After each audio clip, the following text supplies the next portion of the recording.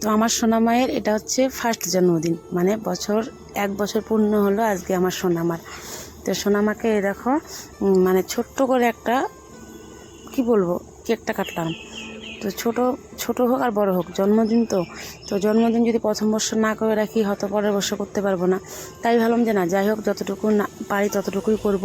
তবুও তো আমার সোনামা একটু পায়েসটা মুখে দিবে বা একটু কেকটা কাটবে। তো এই দেখো সোনামাকে এইভাবে রেডি করে নিলাম।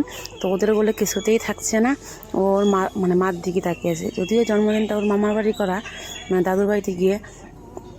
তো এই দেখো আমার সোনা বাবা এখানে বসে আছে। আমার সোনামা পরে বাধ্য হয়ে আমি আমার সোনামাকে কোলে নিলাম। নিয়ে আমি যদিও ওকে মানে চুপ করার চেষ্টা করছি, কিন্তু ও চুপ হচ্ছে না কিছুতেই। তো এই যে আমার বোন, আমার এদিকে আমার হচ্ছে ভাগনা, মানে আমার ছোট্ট বাবা, আমার বড় বাবা, আমার এটা আরেকটা বাবা, এই যে আমার বোন। তো আমরা সবাই মিলে বাড়ির কজন মিলেই সোনামা এটুকু একটু পায়েস মুখে দিয়ে আর কেকটাকে কাটলাম।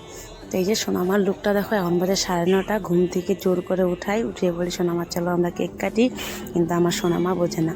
তো তোমরা যারা সোনামাকে ভালোবাসো তো তাদের জন্য আর আদার্স সবার জন্য এই ভিডিওটা।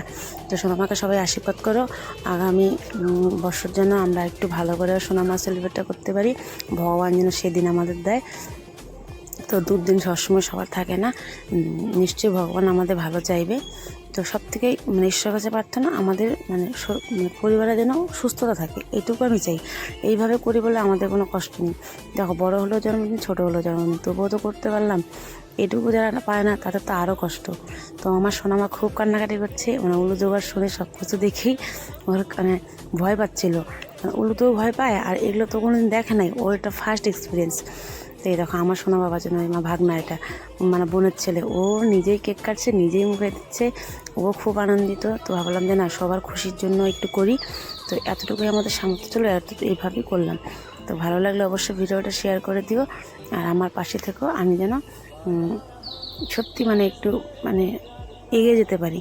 তো এতটুকুই তোমাদের সাবধান থাকলো। এই দেখো সোনা আমাকে আশীর্বাদ করে, তবুও সোনা আমা কাটছে। তো কেউ আর আশীর্বাদ করতে পারেনি, আমার মা আগে একটা আশীর্বাদ করে দিল। আর আমার কোল কিছুতেই ছাড়ছে না। এই দেখো আমার মানে ভাগনার কাজ দেখো, কেক নিচ্ছে, খাচ্ছে, এঁকে দিচ্ছে, ওকে দিচ্ছে, ওইদিকে কী হচ্ছে সেটা ওদের কোনো খেয়ালই নেই। তো ছোট্ট করে এতটুকুই করলাম। দেখো মানে এটুকুই না, আমার কাছে অনেক বড় পাওয়া।